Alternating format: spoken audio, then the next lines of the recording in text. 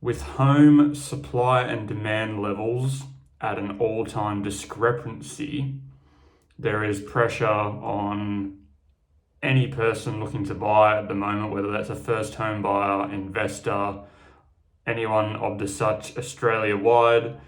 Massive amounts of international and interstate migration, job opportunities causing and study opportunities causing an influx of people to move in.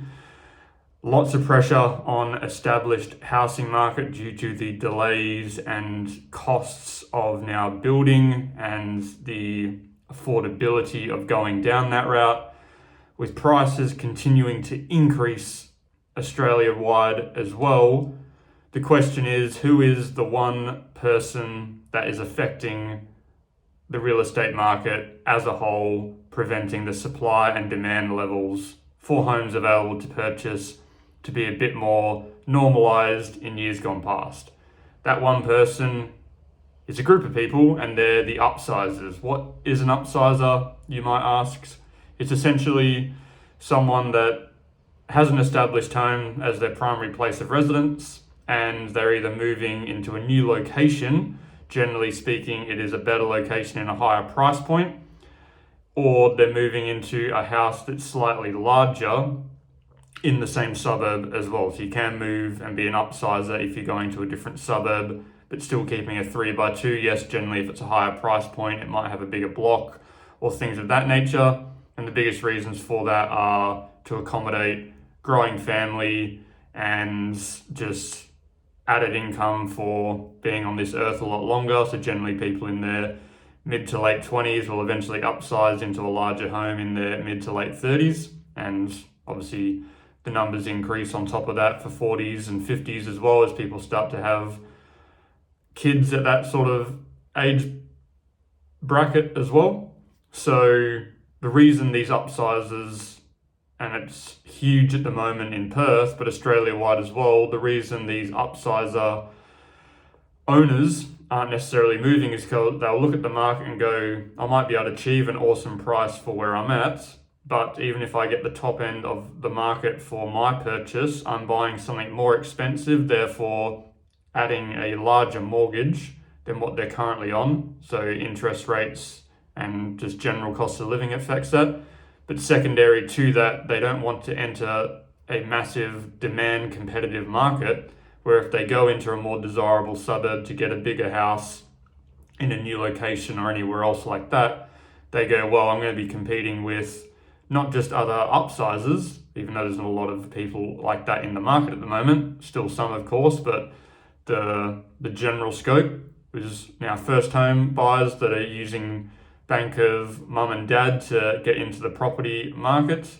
Investors looking to purchase as well is a huge factor, especially in Perth at the moment, with the rental affordabilities from their perspective, from a yield ratio in terms of their repayments. And overall, they just look at it and go, well, why would I go through all the hassle of moving, getting the property ready, where I might achieve a great sale price in 1 to 2 weeks, but then I have to enter a market in 4 to 6 weeks up to settlement condition that I find a purchase that I want. And especially when they look at it and go, the stock levels in terms of homes for sale are very low, why would I then enter the market, add all this stress to try to find a property that I'll be taking on a bigger mortgage, all the added stresses that come with a move.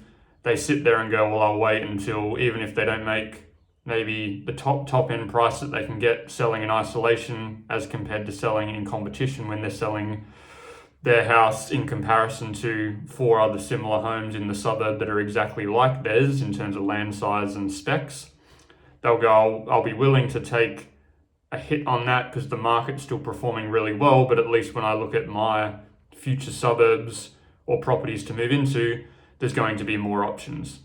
So currently that is the one group of people that are holding the property market to return to normalized numbers in terms of the supply and demand for sale ratios to occur. The sprinkles of all this that's making it less likely that it will be resolved in a couple of months in terms of the upsizer market just coming and listing their homes for sale and starting the move is, like I said before, the interest rates being a big portion of it because they don't want to take on a bigger loan, mortgage, repayments, etc. And secondary to that is all the migration that's happening at the moment. There's massive pressure for established homes to come to market. So even if a portion of people upsizers do ease that pain, the demand's so high that the skew ratio will still be massively in the buyer demand outweighing the supply of homes, even if the numbers increase. So that's pretty much a holistic quick look at where the market is, especially at the moment going into the next couple of months, heading into the Easter long break weekend. Generally, that's a period of time where people, off the back of that, getting closer to the end of the financial year, will look at now as the right time to potentially consider moving. So over the next few weeks, you might see some upsizer homes in the early stages of preparing for sale. So definitely look out for that if you're in the first home buyer or investor market, especially in Perth.